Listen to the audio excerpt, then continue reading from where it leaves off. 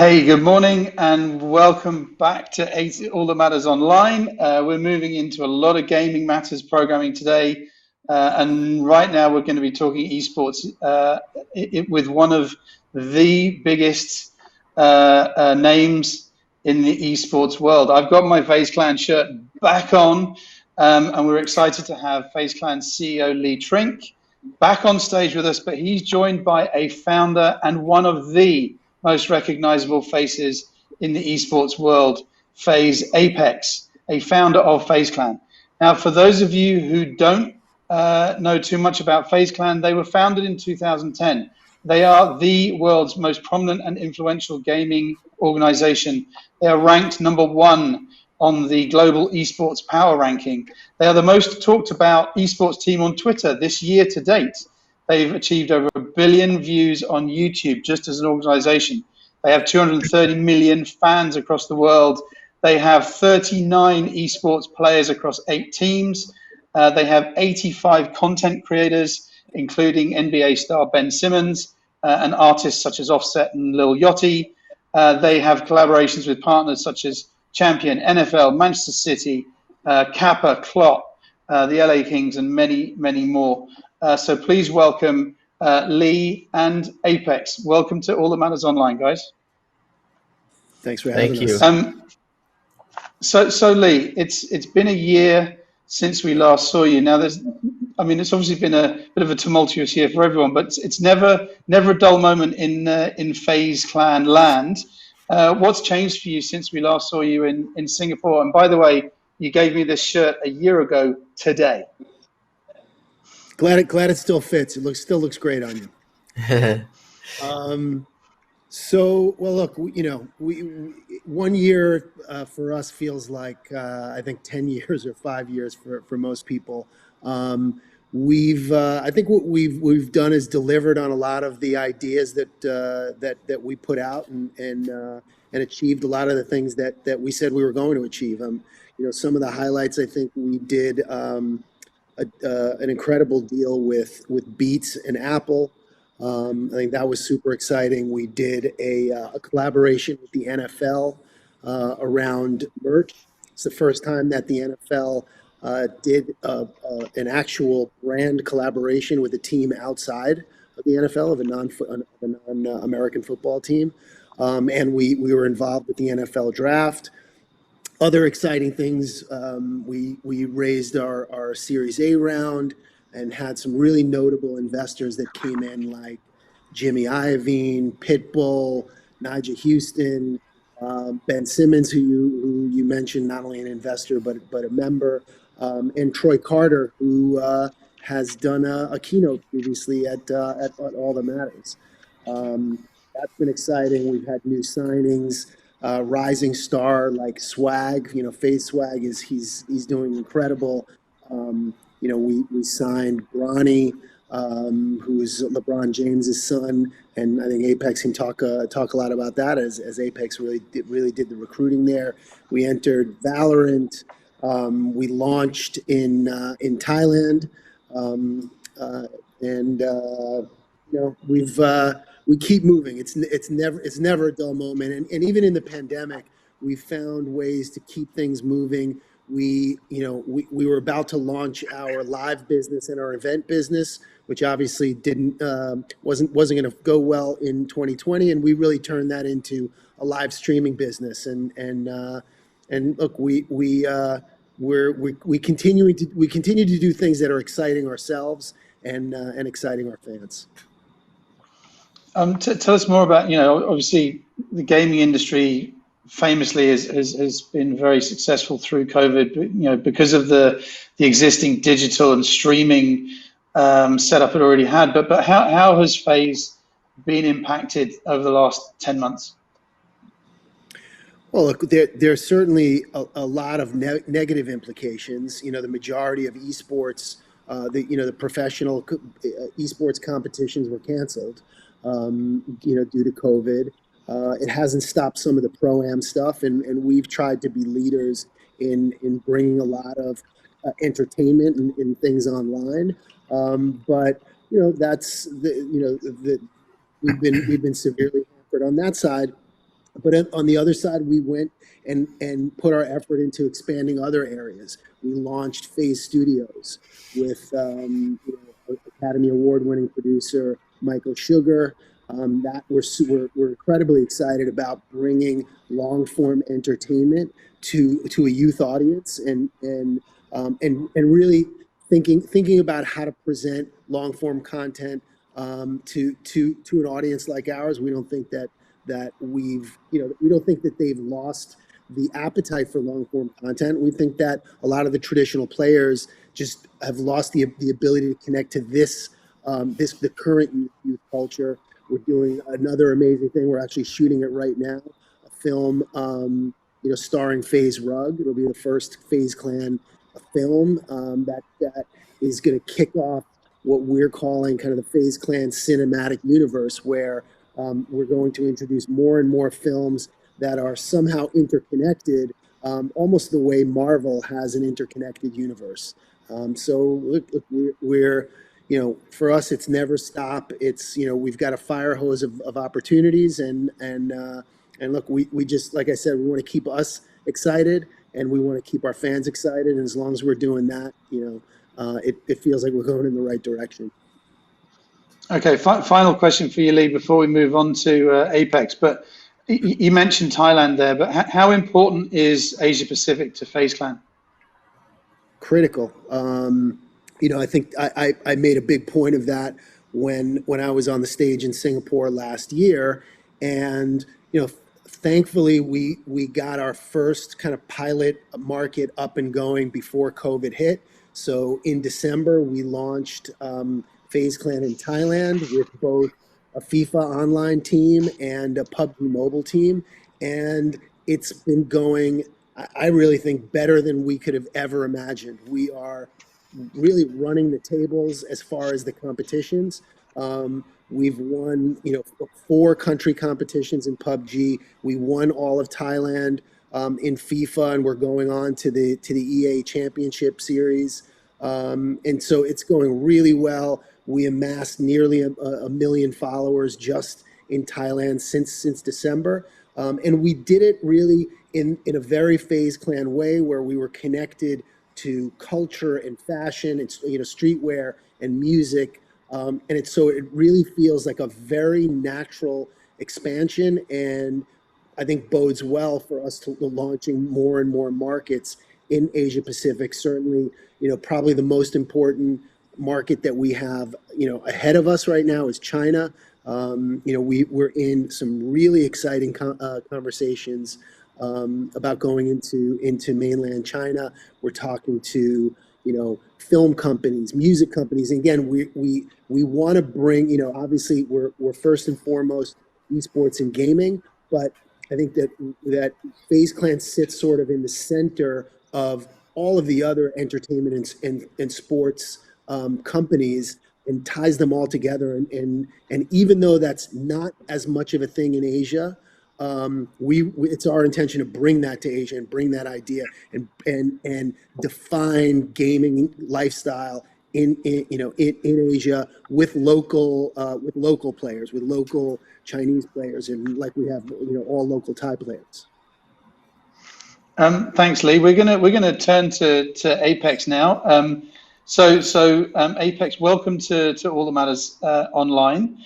Just as a bit of a background, you're one of FaZe Clan's original members. You have almost 11 million followers. You joined FaZe Clan at the age of 14, and you are a natural leader and voice for the organization. You've partnered with some massive brands: Old Spice, Burger King, Jack in the Box, Ubisoft.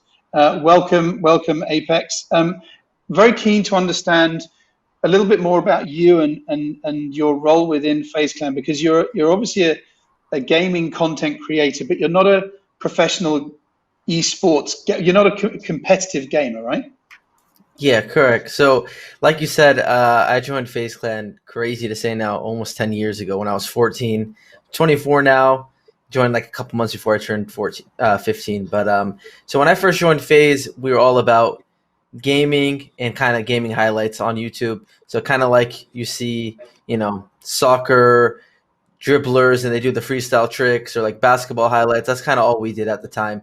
And overall, I mean, now obviously 10 years later, FaZe was founded in 2010. It's turned into all these things that Lee just talked about, and there's all these different assets and pillars to FaZe. But we all started as kind of pretty above average players that had cool highlights in the game. So we're never professionals. I mean, at least for me and the guys I started it with, we have a bunch of professional teams like you mentioned early on. But yeah, for me, I'm probably not even as good as half of my viewers these days that watch me, but people are sticking around because they've kind of grown up with us in this space. They've been watching us for years, and it's more about our personalities, I guess, and like the story of FaZe and like what we've built, all that community. You know, we've just been the leaders of the community for years now. So people have been following us since then. We're very blessed to have such a strong fan base. But yeah, I wish I was good enough to compete professionally, but after 10 years, somehow I'm still not even close to that good. But it sounds like you have enough on your hands as it is. Take us through that journey. I mean, you know, there's some massive numbers for FaZe Clan with 230 million fans and billions of views. Take us through some of that journey over the last 10 years. How have you got to where you are today? Yeah, so you know, it's when I joined FaZe, I think FaZe's YouTube channel had 60,000 subscribers. So the community was a very niche community, a very small community. And then, you know, over the, you know, from 2011 to 2014-ish, we were really just based on playing one game, Call of Duty, and doing the same old thing that we used to do, which is just play the game, post our highlights. And then near the, you know, 2013, 2014, we kind of started expanding, incorporating our faces. I used to never show what I looked like. None of us did. Nobody knew what we looked like. They just knew our voices and our gameplay. So once we started incorporating our faces, we started vlogging. It kind of really took us to the next level. We actually got a lot of heat from our fans at the time. They didn't want us to do anything but play video games. And then, you know, we pushed through that. We started vlogging, we moved into a house together, started making content, really showing who we are as people, not just as, you know, gamers. And then we built a really strong community in those couple years in that house. And then over time, we started expanding into all these different games. And, you know, now we've built a very strong reputation, all the professional scenes. We have a bunch of FaZe members that do everything from gaming. Like you mentioned, Lil Yachty and Offset are really a part of this. You know, we have Bronny and Ben Simmons, who are top tier basketball players, but also very good at gaming.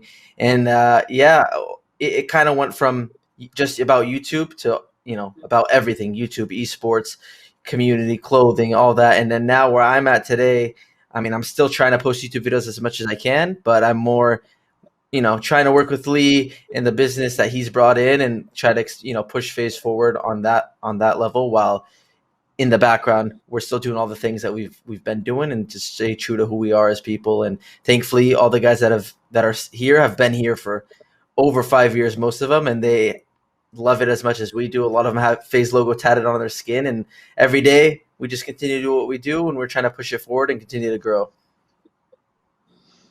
So you mentioned a lot of big names there, and the you know, FaZe Clan is quite unique in as far as it brings pro gamers together with content creators. And you mentioned you just signed up. It's in the press everywhere that you just signed LeBron James' son, Bronny James. How do you bring the creators together? How does that work? What does it look like? And then tell us a little bit more about the talent you work with and how you actually find them. Yeah, so that's also something, so I don't want to be repetitive, but that's evolved over time. You know, when we first started this, again, it was just fully looking for the best gamers, like the people that had the best highlights, you know, on the game. And even it's funny, back then, we were kind of embarrassed of what we did back when I was first in FaZe. I didn't used to show my face. I didn't want anyone to know. And then all of a sudden, it took a turn a couple years ago where we have, like you mentioned, the people I mentioned, Lil Yachty, he tweeted at us saying, "I want to join FaZe." And we just started getting hit up from all of these athletes, celebrities, that they wanted to be a part of this. And it just became cool kind of overnight, you know? And like now, people are coming flying to us that, you know, in groups that they want to be a part of this one. And we're really you know, it's humbling to see. And it's like, it's a blessing, obviously, but it's changed a lot over the last couple of years. For me, it's still the same, you know, like, I'm always on YouTube. I'm always on Twitter. I'm always consuming the content that we post, all the different types of content, every game, every type of YouTube. I watch a lot of YouTube. So when I see somebody that kind of has that it factor where you just, you know, it's hard for me to put into words. And this is something that me and Lee have tried to get through because I'm not the best with my words. He's very good with his words. But there's just this sense or people hit this certain level with their work ethic, the quality of the content they're putting out, and there's just a special something about them that just I don't know how or why, but usually it's pretty easy for us to see. So that, from there, thankfully, a lot of people used to be FaZe fans growing up, like a lot of the biggest creators in the world. Even Ben Simmons, that's why it was such an easy fit. And Bronny used to be a FaZe fan. In 2014, used to watch all our videos. So he followed me when he made an Instagram. I followed him. He followed me right away. We were playing a couple days later, and I've been talking to him for over a year now. And he just loves FaZe. And we obviously, like, my favorite thing in the world is finding people that love FaZe. So for him to be, obviously one of the future people in the NBA, he's very good at video games. He's a big FaZe fan. It was a no-brainer, and like he's really cool. It was just such a simple connection because they've been following what we do for so long. So I just have my eye always on the community and social media, and like when you see people kind of start taking off a little bit, you see their content being pushed out to the masses. You see the production quality going up. It's easy to see who fits and who doesn't. Apex, a lot of the conversation this week has been around the humanization of gamers and being compared to athletes with similar routines and challenges and training and what have you. Are there similar challenges that you've seen working with the gamers that you work with, their routines, and really importantly, a lot of people are talking about mental health and wellness at the moment? Yeah, so we hear a lot of comparisons to athletes often over the last couple of years. I think the professional side of our teams, the professional gamers, are the most fit to be compared to athletes. I'm not going to get into the whole debate about if it's a sport or not a sport, but all I do know is these guys spend 8 to 10 to 12 hours a day mastering their craft. They have a lot of teams have something we talk about all the time. They have psychologists. They have workout routines. They have food chefs that are cooking them specific meals. It's like just like a sports team. They have everything kind of on point. So in that sense, I can definitely see the comparison. A lot of these guys dedicate their entire lives to mastering it. It's not, it seems so simple to someone who doesn't understand the scene, but there's a lot that goes into it, and like you said, mentally, I think it takes a toll on the professionals, obviously, because for us too, everything's online. So you see that instant feedback when you make a mistake. I mean, the whole world's ready to let you know how bad you did at something. So these guys get a lot of slack. There's a lot of highs, but there's also a lot of lows. And then on the content creator end, I mean, I've felt my personal fair share of like feeling overwhelmed and burnt out. And it's something that we're all still navigating and trying to figure out a solution to. Because for me, there was like a 5 year straight where I would upload a YouTube video every day. And if I missed one day, in my head, it was the biggest deal in the world. And like, I would get so down. We kind of our emotions were kind of controlled by how well our YouTube videos are doing. It's very tough, to navigate, especially in your teenage years. So for me, where I'm at now, like, thankfully I'm like 24, which is young, I know, but I feel old in this scene. And like, thankfully we have so many awesome younger kids from like 14 to like 18. And I just love to, where we're at now, me and the other guys that have been doing this for a while, we try to kind of prepare them and help stop them from going through those mental roadblocks and things that we went through. But it's a work in progress. We're trying to figure out, the best way to solve these, but it's inevitable, obviously, with all the attention that people get, the success. It's like a roller coaster at all times. And as long, as we got good people around us and we have our heads on our shoulders, and it's something that's able to work through, but we definitely could use some help, and we're trying to figure out how to help the younger generation too. Do you we did a fascinating session yesterday with an ex-pro gamer called Kern Shobbers, who actually did a session for gamers and their parents, and talked about them being very much part of the same team. Do you work with your competitive gamers' parents as a whole team?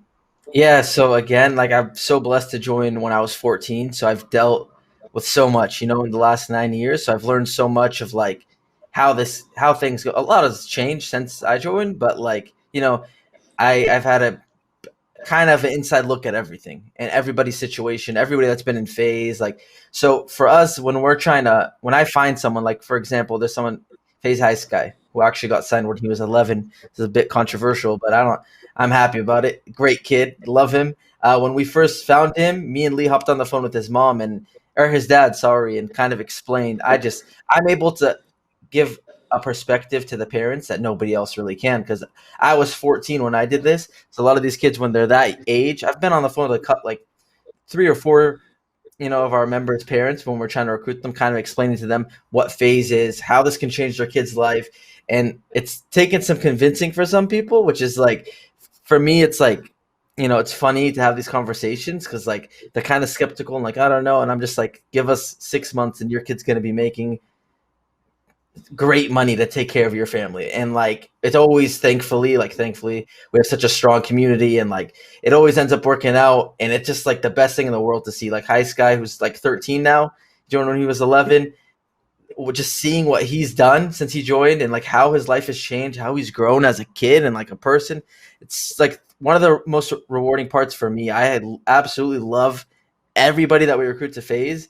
And my favorite thing is just like seeing them succeed and be happy, and like their families being happy. And I just love to have a good relationship between them and us as a company. And like we pride ourselves on being like the biggest family out of like all the organizations, and like we always try to show that. And it's when the guys feel that, it's the best thing in the world for sure. That's really cool. Let's just shift gears a little bit here, and I mentioned that you've been working with a number of brands personally, but how important are brand, advertisers, sponsors, partners in your life and in your role? Yeah, I mean, we've been blessed to work with some of the biggest brands like you've named earlier on.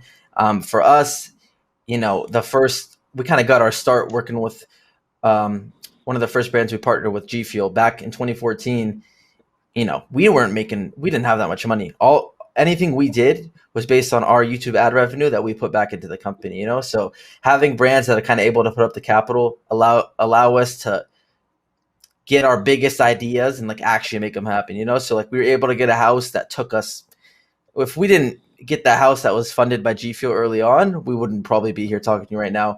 All these companies now that we're working with, like, Lee's shirt with Manchester City, I know that's a collaboration, but brands like Nissan on your shirt and Beats, and the money sometimes that they give us to do projects, like we are all thankfully pretty creative people, and we come with crazy ideas, and these brands allow us to make them a reality, because obviously we're running a business at the end of the day, and there's a lot of people you've mentioned, 85 content creators, 40-ish esports professionals, and I don't even know how many employees we have now, probably near 100, if not more. So we obviously are running a full-time business. So it's always nice when we find a sponsor that a brand that's goals align with ours, that are able to do cool projects with us and kind of help put in the capital to make cool things happen, and we're elevate their brand, they elevate ours. It's always a nice, awesome relationship. So we've been blessed to work with some of the craziest brands, and brands we all idolized growing up. So yeah, it's very, very important to who we are and to our brand and our business. And our fans get super excited as well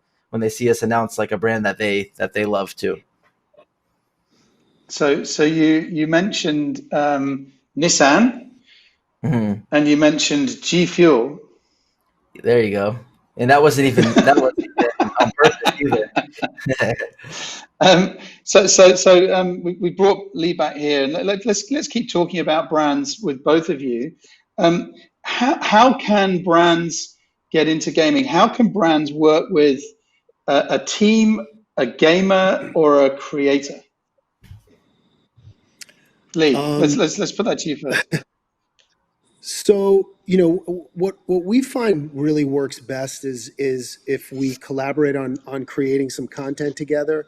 And I think G Fuel's a great example, because we're probably farthest along with G Fuel as far as trusting FaZe Clan to really create some piece of content that'll be compelling. That, I think that what's important for brands to understand is working with FaZe Clan is not only about connecting with our talent and connecting with our audience, and even connecting with what FaZe Clan means as a brand, but one of the most important things that we bring to the table is our expertise in communicating to this fan base. and communicating to youth culture. And we really have a unique perspective on that. And the best products that we create, the best content that we create, has largely been when the brands trust in us, not to just go on our own and create something, but when we listen to what's important about the brand, what are the messages that need to be conveyed, but then we use our creative people, and which is usually a mix of the talent that are involved and guys like Apex or guys like Banks and Temper, who really participate in putting together a creative idea. Almost always, those are the ones that work best. So I would say, brands should come to us with their goals and collaborate with us on how to achieve those goals in a way that'll be authentic for FaZe to represent, because it's something that it's the only way we do things is if we can represent things authentically, but also in a way that we know that our fan base will really react to, and then everybody wins. And look, the reality is the proof is in the pudding. If you look at the engagement, even in our branded content, it blows away most other orgs' non-branded content. And we do that intentionally, right? Like we want to make sure that if that branded content first and foremost has value to our fans, in other than a vehicle to get a brand message out. Okay, so 3 minutes left. Apex, what does the future look like for FaZe Clan? I don't know. Well, hopefully, it's a future where we're able to continue, holding our, I would say self-proclaimed, but honestly, hopefully a lot of people also see our number one spot as the biggest organization, and we want to continue to grow in so many different ways. Me and Lee specifically always talk about all the different areas that we want to expand into. Like you mentioned, Southeast Asia, we've already expanded a little bit, but we have big plans for a lot of different regions. And we just want to continue to, get into other games that we're not involved in, and different communities within the YouTube space and the gaming world, and continue to just hopefully build good relationships with brands, with people, with our members, and continue to build our family and make the best content we can make, and hopefully dive a little deeper into the live streaming world as well, and just a lot of different games. And there's a lot. I can't even tell you what's going to happen in a month from now. Lee will hit me up tomorrow with something crazy. So it's part of the fun. There's always something new every day too. So. Okay. Final question for you, Apex. And we like to ask this to all of our speakers. And you talked about your 14-year-old self, and you talk about yourself 10 years later. If you could do it all again, what advice would you give to your 14-year-old self? Okay. I would definitely tell myself to be, I don't really have many regrets, because it all led to where I am today, of course. But I think I would give myself a little bit of a looser schedule, not burn myself out. I think when I burned out off making YouTube videos every day, and like the toll it had on me, it made me lose out on a lot. For like a year or two span, it kind of, it killed my workflow for like a couple of years. So it kind of hurt me in the long run. And also I would give myself advice, to make sure I got only the best of the best people around me, and to, be very cautious of everything, but it's all a learning experience. And yeah, I would just be less hard on myself, I think, day to day, making YouTube videos, and try to stay as consistent as possible. Nice. Well, we're out of time. Thank you so much for that, Lee and Apex. It's an amazing story. It changes every year. You've talked about digital. You talked about diversification. You talked sitting in the middle, gamers as athletes, connecting, communicating, listening. The one thing I've written here with 3 arrows against it is how you said family matters to FaZe, and family matters most to gamers as well. So Lee, Trink, Apex, thank you so much for joining us this year. See you in person in Singapore next year. Yes, sir. Thank you for having us. Appreciate it. Thanks, Jasper.